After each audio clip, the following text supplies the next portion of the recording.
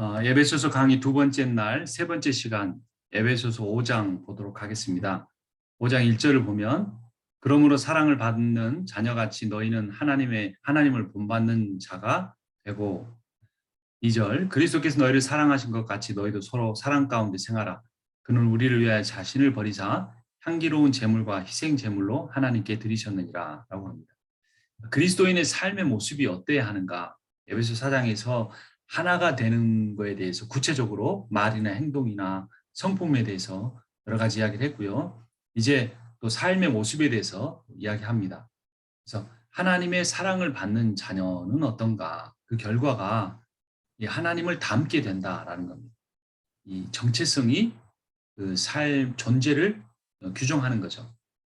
자, 그런데 예수 그리스도가 어떻게 하셨습니까? 사랑 때문에 십자가에 죽으셨죠. 우리에게 이 정체성을 주기 위해서 그렇게 하셨습니다. 그래서 우리가 어떻게 해야 됩니까? 그분의 사랑 때문에 섬기면서 살아야 한다. 그리고 그렇게 섬기면서 사는 것이 아버지 하나님을 닮는 것이다. 이런 의미입니다. 그래서 제일 중요한 첫 번째 요게 중요한데요. 이 부분은 제가 이걸 써놨더라면 더 좋았을 건데 지금이라도 쓰면은 이 정체성이 중요하다는 겁니다. 정체성이 삶의 를 결정한다는 겁니다. 이 정체성이 매우 중요합니다. 크리스찬에게서 신앙에 있어서 가장 중요한 게 이 정체성인데요.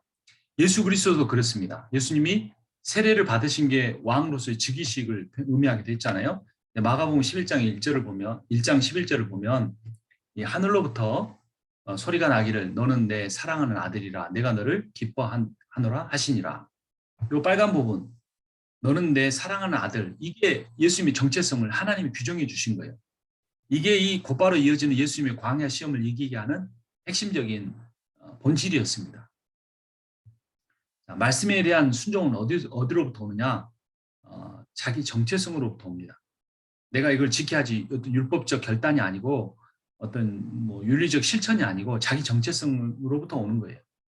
자, 예수께서 마귀의 시험을 이기고 하나님의 말씀에 순종하신 근거가 뭐였는가? 마귀의 시험할 때 뭐라고 그랬냐면 만약 네가 하나님의 아들이거든 이거 해봐라 이랬어요. 네가 만약 하나님의 아들이면 돌을 떡으로 만들어봐라.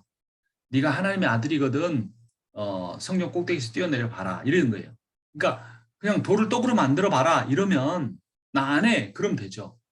근데 그 돌을 떡으로 만들 수 있으면 너는 하나님의 아들이고 네가 돌을 떡으로 못 만들면 하나님의 아들이 아니야 라고 정체성으로 연결해 버리니까 이거를 견디기가 힘든 거죠. 이 시험은. 그래서 예를 들면 네가 그것밖에 안 돼. 너 그러고도 목사야? 누군가 그렇게 말한다면 저는 쉽게 넘어질 것 같아요. 내가 이것도 못하다니. 나 목사 맞나? 너 설교도 그렇게밖에 못해? 너 목사인데 그렇게 살았어? 너 또 그런 죄를 지었어? 이렇게 할 수 있다는 거죠. 그런데 내가 누구인가에 대한 정체성의 문제는 내 삶의 모습으로부터 규정하는 게 아니라 이 하나님의 말씀으로 규정을 한다는 거예요. 이 하나님의 말씀이 시험 받기 직전에 그 세례 받을 때 너는 내 사랑하는 아들이라고 하는 그 하나님의 말씀, 하나님의 결정, 하나님의 선언, 하나님의 작정, 하나님의 선택이 있기 때문에 그것에 근거해 있기 때문에 예수님의 이 정체성은 광야라고 하는 장소적 환경에 의해서 흔들리지 않았어요. 40일 동안 굶고 있다는 그런 인간의 존재론적 결핍이 예수님의 정체성을 흔들지 못했어요. 마귀의 유혹이 그의 정체성을 흔들지 못했어요. 그러니까 우리가 음란과 싸운다, 돈에 대한 욕심으로부터 싸운다, 어떤 종교적 그 어떤 헤게모니를 가지고 내가 싸우는데 그걸 내려놓으려고 한다. 이거 안 돼요, 우리는. 우리 힘으로는 안 돼요. 아무리 노력해도 안 돼. 기도하고 금식해도 안 돼요. 뭐 할 때만 되느냐? 이미 내가 하나님의 존귀한 신분을 가진 자다. 내가 하나님의 그 놀라운 그분의 그 소유를 상속받을 자녀다. 이 정체성이 분명히 말씀을 통해 성령을 통해 확증되면 그게 더 이상 유혹거리가 안 되는 거죠. 그게 말씀의 능력입니다. 자, 그래서 정체성은 그리스도의 정체성은 변함없는 신분이에요.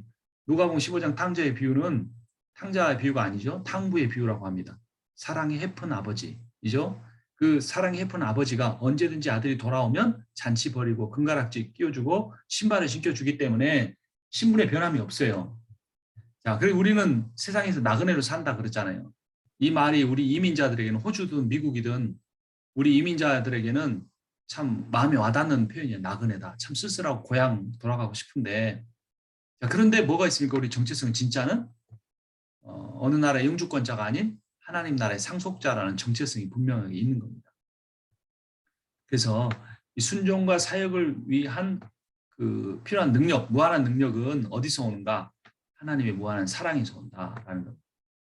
로마서 8장 37절부터가 이 사실을 명백하게 선언하고 있는데요. 37절부터 보면 그러나 이 모든 일에 우리를 사랑하신 이로 말미암아 우리가 넉넉히 이기느니라. 내가 확신하노니 사망이나 생명이나 천사들이나 권세자들이나 현재일이나 장래일이나 능력이나 높음이나 기쁨이나 다른 어떤 피조물이라도 우리를 우리 주 그리스도 예수 안에 있는 하나님의 사랑에서 끊을 수 없느니라. 아멘. 이 선언이 이 말씀의 능력이 우리의 정체성을 규정하기 때문에 내가 어떤 목회를 하고 있는 목사냐가 아니라 내가 목회하는 성도가 나를 어떻게 대하느냐가 아니라 목사님이 성도인 나를 어떻게 대해주느냐가 아니라 하나님께서 하나님의 말씀을 통해 나를 어떤 존재로 선언하고 있느냐 이것이 우리의 정체성을 규정하고 이 분명한 정체성을 가지고 말씀 속에 성령 안에서 확증하고 있는 사람은 환경이나 조건에 의해서 흔들리지 않는 모든 시험을 이길 수 있는 그런 존재가 된다는 것입니다. 그것이 이 에베소서 5장 1, 2절의 말씀이고요. 자, 그런데 그렇지 못한 사람들에게 어떤 일들이 일어나느냐. 3절에 음행과 온갖 더러운 것과 탐욕. 너희 중에서 그 이름조차도 부르지 마라. 이는 성도에게 마땅한 반이라 라고 합니다. 근데 여기 5절에 보면 또 비슷한 게 나옵니다. 너희도 정녕 이것을 알거냐. 음행하는 자나 더러운 자나 탐하는 자. 똑같죠? 음행, 더러운 것, 탐은. 하나가 더 붙었어요. 이게 뭐냐? 우상 숭배하는 거다. 말입니다. 그런 사람들 그리스도와 하나님 나라에서 기업을 받지 못한다. 이렇게 했습니다. 그리고 이 가운데 말에 대한 게 나옵니다. 누추함과 어리석은 말이나 희롱의 말 마땅치 않다. 감사하는 말해라. 보니까 요 3절이 A다라고 보고 5절을 A 다시라고 보면 음행, 더러운, 탐욕, 행위. 이게 3절이죠. 음행하는 자, 더러운 자, 탐하는 자. 이거 말. 이게 요거는 행동이고 이거는 그 행동으로 말미암는 그 존재가 되는 거죠. 존재. 5절은. 그리고 그 사이에 이게 이제 성에 관한 게 이제 행위와 존재가 A와 A 다시를 이루고 B에 해당되는 부분, B에 해당되는 부분이 말입니다. 말. 그래서 말이 중심이 되고 그 말을 앞뒤로 샌드위치로 싸고 있는 게 행동과 존재예요. 특히 성적인 타락. 그리고 말도 성적으로 희롱하는 말이에요. 아주 그 음담패설 이런 겁니다. 그런데 멀리 떨어져 있는 이 19절과 20절을 보니까 요 4절의 말과 이 19절의 20절의 말이 대조되고 있어요. 이 성적인 음담패설인 4절과 달리 19절과 20절에는 시와 찬미와 신령한 노래와 감사하는 말이 나오고 있어요. 그래서 이런 말과 성이라고 하는 두 가지 주제를 가지고 크리스천의 정체성과 아주 극단의 반대에 있는 사례를 든 거죠. 그런데 내가 말씀과 성령으로 회심한 사람일 경우에 우리의 말은 시와 찬미와 신령한 노래. 이게 예배 때 하는 게 아니라 예배 때는 물론이고 우리가 평소의 삶에서 하는 겁니다. 하나님께 대해서 시와 찬미와 신령한 노래 또 지체에 대해서는 감사의 말을 할 수 있게 됩니다. 그래서 여기서 우리가 배울 수 있는 거 A와 A 다시의 대조를 통해서 행위가 존재를 규정한다. 이겁니다. 음행하고 더러운 행위하고 탐욕하는데 나는 원래 그런 자는 아닌데 내가 실수로 했어요. 이게 아니고 이 행위가 그 존재를 규정하는 거예요. 피할 수 없습니다. 자, 그런데 이렇게까지는 안 가지만 샌드위치의 중간에 있는 것 교회에서 음담패설하는 경우가 종종 있습니다. 그리고 그 음담패설에 자기가 적극적으로 참여는 않지만 그런 말을 그냥 듣고 같이 웃어주는 사람들 중에 장로님, 권사님, 심지어 목사님들도 있습니다. 목사끼리 모였을 때 그 정도는 괜찮겠지. 그렇지 않습니다. 이게 성적인 행위와 존재 사이에 샌드위치의 중간에 있어요. 말이 굉장히 중요하다는 거죠. 그래서 생각이 말이 되고 말이 실제가 된다. 생각부터 고쳐야 되고 말도 고쳐야 되고 실제로. 최근에 며칠 전에 청소년 사역자가 또 자기 그 사역 대상자들 여러 명과 성적 일탈 행위를 했다고 합니다. 처음부터 곧바로 그러지는 않았을 거예요. 생각이 말이 되고 말이 실제가 되는 겁니다. 우리는 이것을 두려워해야 되고 그런데도 적극적인 회개를 하지 않는다고 합니다. 그만큼 아까 앞서 말씀드린 4장에 영적 감각이 무뎌진 거죠. 그러면 이제 썩는 것밖에 안 남았습니다. 그리고 영생으로부터 멀어지는 것이죠. 자, 그 다음 구절은 긴데요. 5장 6절부터 14절이 복잡하지만 빨간 글씨로 하이라이트 된 부분만 보면 좋겠어요. 이게 반복되는 주제가 있습니다. 8절에 주 안에서 빛이라 빛의 자녀들처럼 행하라. 그리고 9절에 빛의 열매는 이라고 했고 11절에 열매 없는 어둠의 일이라고 했고 13절에 모든 것을 빛으로 말미암아 드러난다. 드러나는 것마다 빛이다. 그랬고 14절에 비추일이라 그랬습니다. 자, 계속 반복되는 단어가 뭡니까? 빛과 어둠이에요. 빛이 주로 강조가 됐고 빛이 없는 게 어둠이다. 그리고 어둠 그 빛과 열매가 또 연결이 됐습니다. 한번 살펴보면 6절에 불순종의 아들들은 뭘 하느냐? 어둠의 일을 해요. 11절 보니까 이 사람들의 존재는 뭡니까? 14절 보니까 죽은 자들이에요. 자, 그런데 8절에는 빛의 자녀들이 나옵니다. 이들은 엔토크리스토, 주 안에서 사는 자들이고 빛의 가운데 삶의 11절을 보니까 열매를 갖게 돼요. 그 열매가 어떻게 맺혀지는가? 그리스도가 비춰주시기 때문에 열매가 맺혀집니다. 자기 노력으로 종교적인 노력으로 성화로 과정으로 윤리적 성화로 되는 게 아니고 그리스도가 비춰주십니다.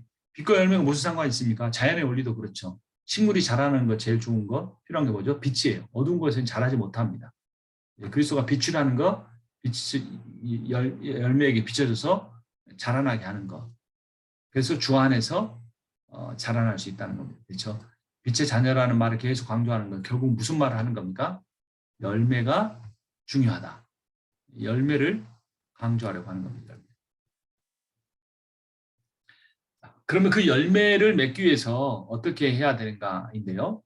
핵심적인 이 부분에서는 엔토크리스토로 강조하는 거죠. 주 안에서 엔토크리스토인데 엔토크리스토가 여기서는 어떤 식으로 강조되느냐. 15절부터 18절은 결론부터 말하면 18절의 끝부분에 성령으로 충만함을 받으라. 이 성령으로 라는 게 강조가 됩니다. 성령. 앞에서는 주 안에서가 강조가 됐고 여기 성령이 강조가 되는 거죠. 이 두 가지가 서로 이제 연결해서 봐야 되는데요. 여기도 교차 대국 구조가 사용이 됐는데요. 15절에는 지혜 있는 자. 그 다음에 끝부분에 18절 하반절에는 성령으로 충만한 받는 자. 이게 A와 A 다시로 서로 대꾸를 이룹니다. 17절에 어리석은 자와 18절에 술 취한 자가 대꾸를 이룹니다. 그렇죠? 그러니까 어리석은 자는 어떤 사람이다? 술 취한 사람이다. 지혜 있는 사람은 어떤 사람이 성령 충만하다.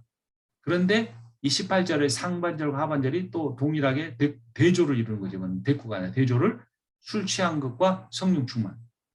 성령 충만은 어떻게 이해할 수 있느냐. 적어도 이 구절 안에서는 술에 취한 사람이 자기의 인격에 의해서 통제되지 못하고 술의 어떤 그 영향력에 완전히 사로잡히는 것처럼 성령 충만하다는 것은 그 사람의 기질이나 인격을 뛰어넘어서 그것에 지배당하지 않고 술에 취하듯이 성령에 취해 성령의 컨트롤을 당하는 상태. 이것이 성령 충만한 상태고 그 사람은 지혜 있게 산다라는 그런 의미입니다. 자, 그런데 그 성령 충만한 사람이 어떻게 사는가? 이제 15절부터 18절에서는 성령 충만하다 그랬어요. 그리고 그 앞에 14절까지는 주 안에서 엔토크리스토 이 사람이 열매 맺는다 이걸 강조했는데 다시 이 엔토크리스토로 돌아갑니다. 21절에서 성령 충만한 사람은 어떻게 사는가? 그리스도를 경외함으로 피차 복종하게 된다라고 말하는데요. 이 그리스도를 경외한다는 말은 하나님과의 관계를 의미하고 피차 복종한다는 말은 인간관계를 의미하는 거예요. 그러니까 그리스도를 경외함으로 피차 복종한다는 말은 하나님 관계가 인간관계를 통해서 드러난다. 인간관계가 하나님 관계를 비춰주는 거울이다. 이거예요. 그러니까 다시 또 앞뒤 문맥을 연결하면 성령 충만한 사람은 어떤 사람이다? 그리스도를 경외하는 사람이다. 또 엔토크리스도 주 안에서 있는 사람이다. 주님의 빛을 비춤 받는 사람이다. 이렇게 각 단락이 서로 이어집니다. 자, 그러면 그리스도를 경외함으로 피차 복종하는 사람에게 나타나는 삶의 특징 이걸 하나 강조하는 게 에베소서 5장에서 매우 중요한 개념인데 세월을 아낀다라고 말합니다. 세월을 아낀다. 인생은 선물이다라는 표현이 있습니다. 그래서 선물은 소중하니까 인생이 길고 짧은가는 그렇게 중요하지 않을 수 있습니다.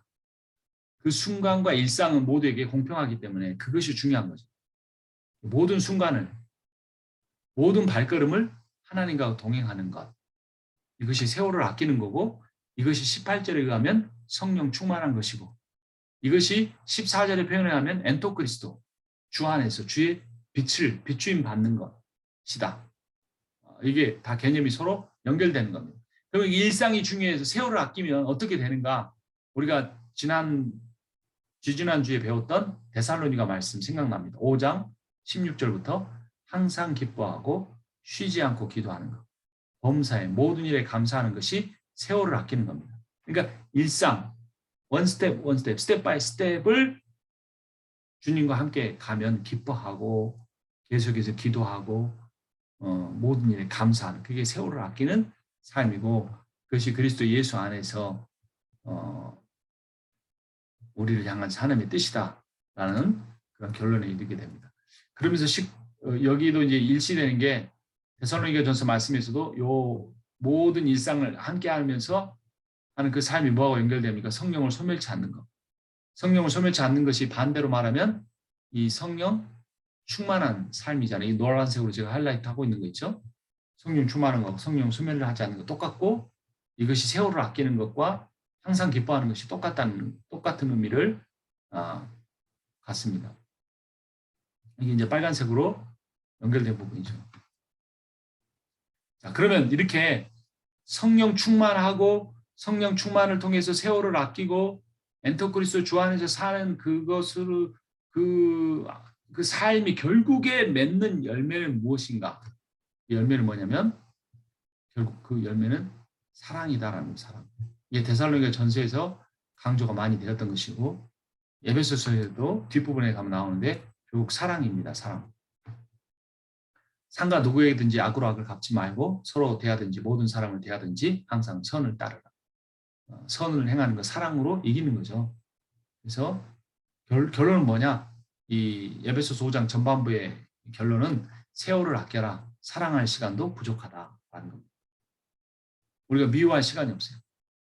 갈등을 겪고 다투고 이럴 시간이 없어요. 주님 오실 때까지 우리가 시간을 아끼며 서로 사랑해야 합니다. 앞서서 19절 20절에 이미 했죠. 그 음담 패설하는 거 대조되기 시와 참여 신령한 노래, 감사하는 말, 예, 중요합니다. 자, 그런데 이러한 앞에서 살펴본 내용들이 아까 그 여러 가지 있었죠. 성적인 죄, 음담 패설, 이런 죄보다 더 무서운 것이 뭐냐? 위선입니다. 위선. 그렇지 않은데 그런 척하는 거. 이게 가장 무섭습니다. 이거는 치료 방법이 없어요. 암에 걸렸는데 안 걸렸다. 백혈병으로 얼굴이 창백해졌는데 비싼 화장품 바르는 거하고 똑같습니다. 그 3, 4절의 더러운 말, 그 19절, 20절의 찬송과 감사의 말, 이건 서로 대조가 되죠. 근데 3, 4절에 있을 때도 솔직하지 못하고 19, 20절에도 솔직하지 못해요. 이런 상태로 뭐라고 말하냐? 야고보서 3장에서 10절 보면 한 입에서 찬송과 저주가 나오는도다. 내 형제들아 이것이 마땅하지 아니하니라. 샘이 한 구멍으로 어찌 단물과 쓴물을 내겠느냐. 내 형제들아 어찌 무화과 나무가 감람 열매를, 포도나무가 무화과를 맺겠느냐. 이와 같이 짠물이 단물을 내지 못하느니라 라고 말합니다. 그래서 이건 위선이죠. 인테그리티가 아니에요. 그래서 우리가 죄를 솔직하게 인정하는 게 훨씬 더 낫죠. 자, 이제 이 말씀에 이제 에베소 4장부터 6장이 이제 1장부터 3장은 교리고 4장부터 6장은 실천인데, 그 실천 중에서도 이 5장 21절 부분부터가 실천의 하이라이트예요. 그리고 이제부터 나오는 그 하이라이트, 부부 관계, 부모 자녀 관계, 종과 상전의 관계를 나열하기 이전에 그 대전제가 나옵니다. 엄청난 대전제.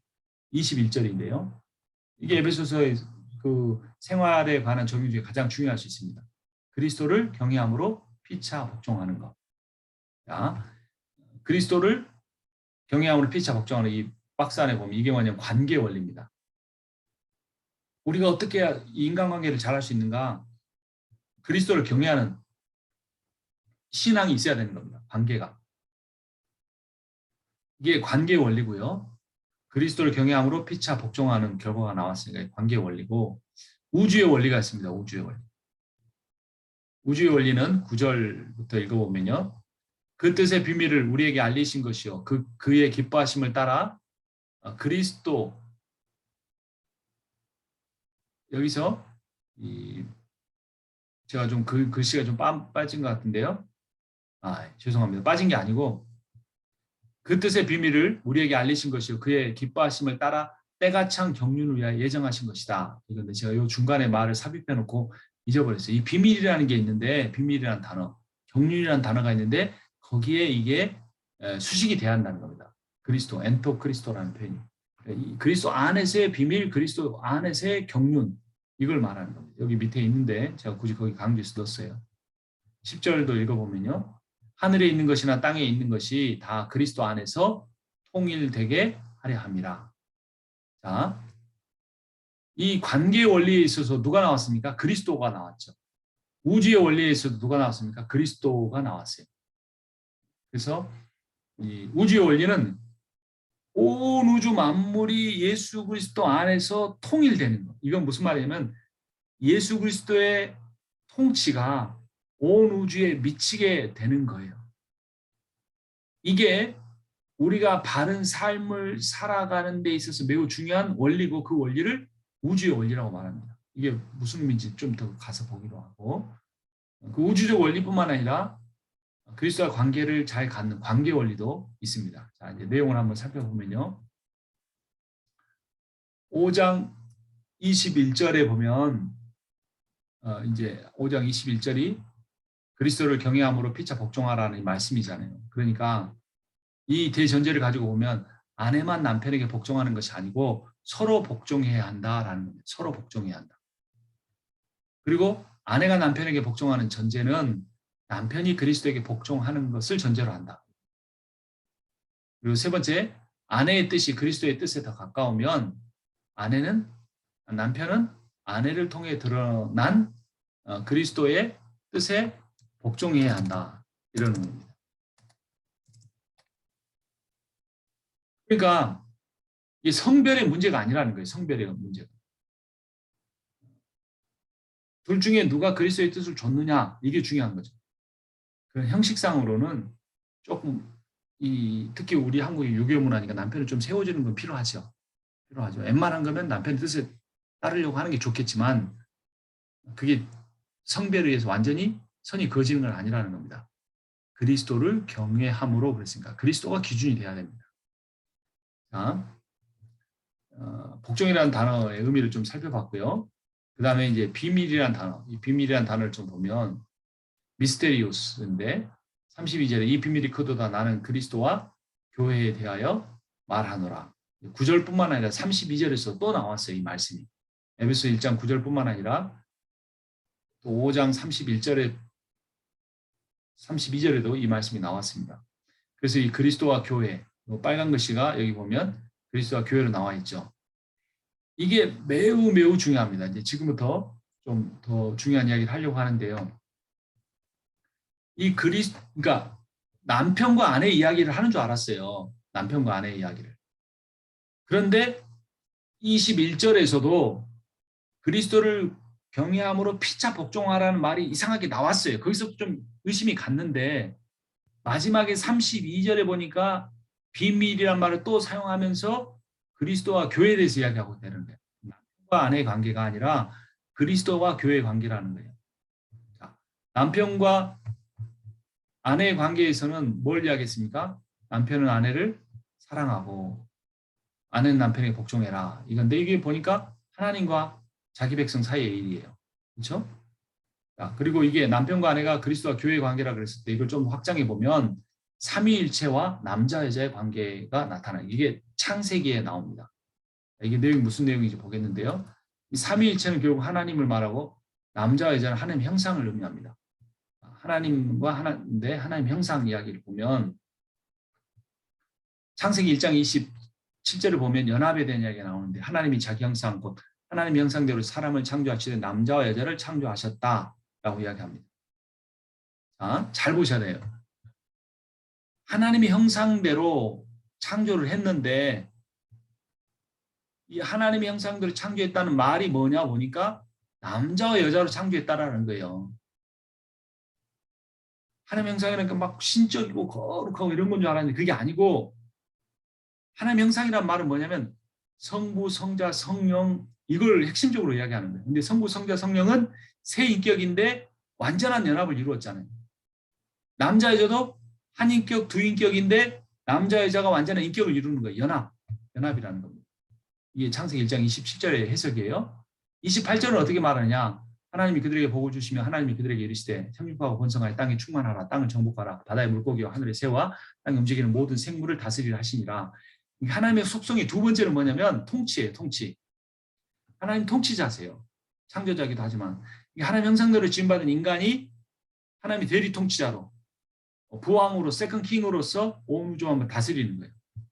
자, 그래서 하나님이 삼위일체고 인간이 하나님 형상이란 말은 남자와 여자로 두 인격이 완벽한 연합을 이루는 거고 완벽한 연합을 통해서 온 우주 만물의 청지기로 세상을 통치하는 거예요. 그게 비밀이에요. 비밀. 근데 그 비밀이 사탄에 의해서 깨어졌죠. 자, 그래서 두 번째는 삼위일체 내용이 남자 여자를 규정하는데요.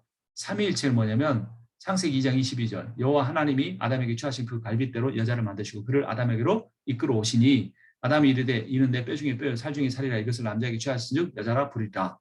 내 뼈 중에 뼈요 살 중에 살이라 이게 무슨 말이냐. 이거는 당신이 곧 납니다 이 말입니다. 내 뼈 중에 뼈다. 살 중에 살이다. 당신이 내 몸에서 나갔다 이 말입니다. 실제로 그랬잖아요. 갈비뼈 빼서 만들었잖아요. 갈비뼈에 살이 얼마나 묻어서 갔는지 모르겠지만 최고의 육가사인 하나님 그렇게 하셨어요.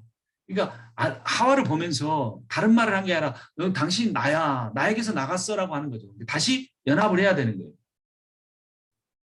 이게 삼위일체 하나님도 성부서 성령이 그 세 인격인데 한 본질, 한 하나님이시니까 하나인 것처럼 남자 여자도 그렇다라는 거예요.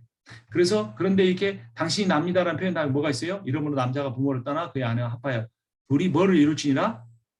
한 몸을 이룰지니라. 그러니까 이게 똑같은 말이죠. 내 뼈 중에 뼈, 살 중에 살이라. 이 말과 똑같은 거예요. 그리고 여기 중요합니다. 벌거벗었으나 부끄러워하지 않았다. 이게 창조 전과 타락 전과 후에 똑같은 내용을 반복하고 있어요. 매우 중요하기 때문에 반복하는 겁니다. 벌거벗었다. 자기 벌거벗은 몸 보고 아이 부끄러워 그러면서 거울 보고 옷 입는 사람 없잖아요. 그런데 그러니까 아담이 하와를 자기처럼 생각해서 벌거벗으니까 부끄러워하지 않는 거예요. 근데 타락하고 나서는 제일 먼저 한 일이 뭐예요? 무화과 잎으로 가렸어요. 타자가 된 거예요. 아담과 하와가. 삼위일체 하나님 관계 깨진 것 같은 어마어마한 일이에요. 타락의 본질은 그겁니다. 부부관계, 남편과 아내는 부부관계가 하나님 관계를 비추는 가장 정확한 거울입니다. 자, 어떻게 해야 되느냐? 아내들은 교회처럼 완전한 복종을 해야 됩니다. 아내들이 자기 남편의 복종하기를 주께 하듯 하라. 이는 남편이 아내의 머리됨이 그리스도께서 교회의 머리 됨과 같음이니 그가 바로 몸의 구주시니라. 그러므로 교회가 그리스도에게 하듯 아내들도 범사에 자기 남편에게 복종할지니라. 이 큰 글씨로 교회가 그리스도에게 하듯. 부부 관계는 그리스도와 교회의 관계를 나타내 준다. 위에 표에서 살펴봤죠? 남편은 어떻게 하느냐? 그리스도처럼 죽기까지 사랑하는 거예요. 자, 분량을 보세요. 아내가 남편에게 해야 될 몇 자리, 세 절이에요. 남편이 아내에게 할 절은 몇 개입니까? 5, 6, 7, 8, 9, 10, 6절. 딱 2배예요. 그리고 내용도 더 어려워요. 복종도 어렵지만 죽기까지 죽으라는 건 더 어렵잖아요. 남편들 아내 사랑하여 그리스도께서 교회를 사랑하시고 그 교회를 위하여 자신을 주인같이 하라. 이는 곧 물로 씻어 말씀으로 깨끗하게 해서 거룩하게 하시고 생략하고 28절 남편들도 자기 아내 사랑하기를 자기 자신과 같이 할지니 자기 아내를 사랑하는 사람은 자기를 사랑하는 것이라. 누구든지 자기 육체를 미워하지 아니하고 오직 양육하여 보호하기를 그리스도께서 교회에게 하신 한과 같이 하나니 우리는 그 몸의 지체입니다. 정리하면요. 부부관계는 뭐냐? 구원의 원리를 말해줍니다. 근데 이게 우주의 원리까지 봅니다. 우주의 원리. 자, 그러니까 이 부부관계를 에베소서 5장 끝부분에서는 구원의 원리를 제시했어요. 교회론과 관련해서. 근데 창세기에서는 뭘로 말해요? 창조론과 관련해서 우주의 원리로까지 설명했다라는 거예요. 그래서 이거는 부부관계는 단지 한 가정의 문제가 절대 아닙니다. 근데 그 하나님을 잘 믿었다는 유대인들이 뭐라고 기도했느냐? 하나님, 개나 여자로 태어나지 않으면 감사합니다. 이렇게 기도했어요. 이게 창조의 원리도 모르고 구속의 원리도 모르는 거예요. 한국인들은 어떻게 합니까? 여성을 인격적 존재로 대하지 않아 왔어요. 어디 여자가, 뭐 여성 안수 안 주는 교단도 있습니다. 뭐 이건 교리적인 문제가 아닌 이 신학적 문제에서 볼 때 창조론과 그 구원론에 있어서 맞지 않습니다. 그래서 교회 연합의 문제로까지 보는 겁니다. 부부관계는. 그래서 우주적 하나님 나라가 그리스도 안에 성취된 원리이기도 해요. 부부관계는. 매우 중요합니다. 자, 여기 보면 여기 이제 이거를 그 타락과 관련해 설명하려고 하는데요. 이 부분은 잠깐 쉬었다 하도록 하겠습니다.